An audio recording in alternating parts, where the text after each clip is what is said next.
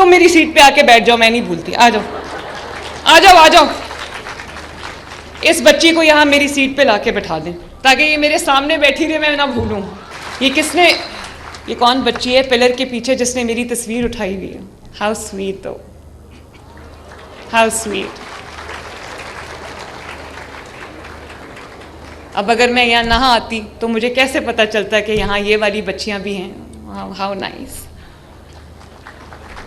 आ जाओ आ जाओ आ जाओ।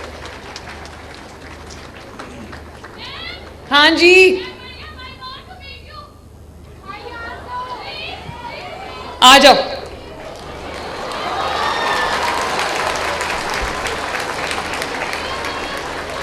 अगर स्टेज टूटने का डर ना हो तो मैं कहूँ सब स्टेज पे आ जाओ। How sweet, thank you so much. अच्छा ले लो, वो देखो पिक्चर, वो देखो, सो स्वीट। लाओ मैं भी पकड़ लूँ। आओ बच्चों की तरफ मुंह करो, इधर आ जाओ। अच्छा, अच्छी सी तस्वीर बनाना। थैंक यू बेटा, थैंक यू।